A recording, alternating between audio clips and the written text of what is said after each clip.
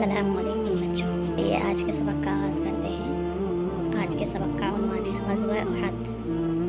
बदर की लड़ाई से पहले काफिरों को बड़ा घमंड था कि वो मुसलमानों को ख़त्म कर देंगे।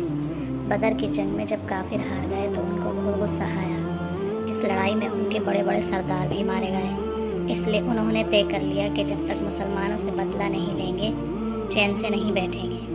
मुसलमानों के ख़िलाफ़ अरब के दूसरे कबीलों में भी उन्होंने आग भड़का दी।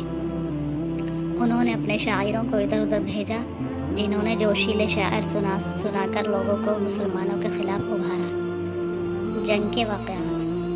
बदर की लड़ाई से कहीं ज़्यादा तैयारी करके काफिरों का लश्कर मदीने की तरफ रवाना हुआ। इस लश्कर में 3000 आदमी ऊँटों पर सवार थे।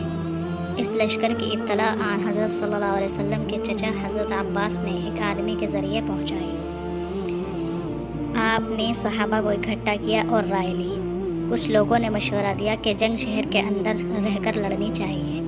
चुनांचे हुज़ूर सल्लल्लाहु अलैहि वसल्लम जुमे के दिन 6 शव्वाल सन 3 हिजरी को जंग के लिए रवाना हुए। आप सल्लल्लाहु अलैहि वसल्लम ने उहद के पहाड़ के दामन में डेरा डाला।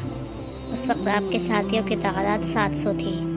हज़रत अब्दुल्ला बिन जबीर की सिपह सालारी में 50 तीर अंदाज़ों का एक दस्ता आपने पहाड़ी तुर्रे पर मुकर्रर फरमाया और हुक्म दिया कि जब तक मैं न कहूँ अपनी जगह न छोड़ना। जंग शुरू हुई। काफिरों के बड़े बड़े बहादुर एक एक करके मैदान में उतरे। यूँ ही कोई सूरमा सामने आता कोई ना कोई सहाबी आगे बढ़कर उसका काम तमाम कर देता। इस तरह कुरैश के 20 सरदार ढेर हुए।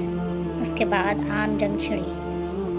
हज़रत अली मुर्तज़ा रज़ी अल्लाह अन्हु, हज़रत हमज़ा रज़ी अल्लाह अन्हु, हज़रत सअद इब्न अबी वक़ास रज़ी अल्लाह अन्हु, हज़रत आसिम बिन साबित रज़ी अल्लाह अन्हु, हज़रत अबू दजाना रज़ी अल्लाह अन्हु और बाज़ दूसरे सहाबा ने बहादुरी के ऐसे जौहर दिखाए कि काफिरों के छक्के छूट गए।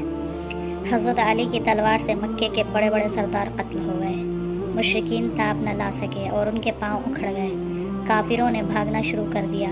मुसलमान समझे कि उन्हें फ़तह हासिल हो गई है। उन्होंने भागने वाले काफिरों का माल जमा करना शुरू कर दिया। इस माल जमा करने में अब्दुल्ला बिन जबीर का दस्ता भी शरीक हो गया और उन्होंने अपनी जगह छोड़ दी। जब काफिरों ने देखा कि हमले के लिए जगह खाली है तो उन्होंने लौटकर हमला कर दिया और मुसलमानों को बहुत नुकसान पहुंचाया। इसके अलावा काफिरों ने यह भी अफवाह फैला दी कि आन हज़रत सल्लल्लाहु अलैहि वसल्लम शहीद हो गए। इस अफवाह से मुसलमानों के हौसले पस्त हो गए और उन्हें वक्ती तौर पर नुकसान उठाना पड़ा। इस ग़ज़वे में मुसलमानों के 70 आदमी शहीद हो गए और काफिरों के 20 आदमी मारे गए।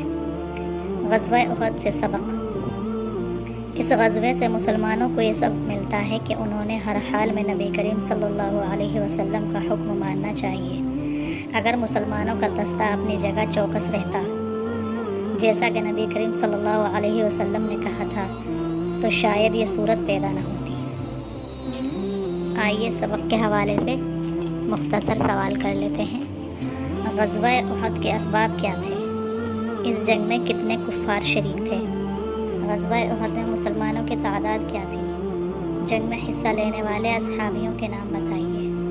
ग़ज़वा उहद में कितने मुसलमान शहीद हुए और कितने काफिर मारे गए?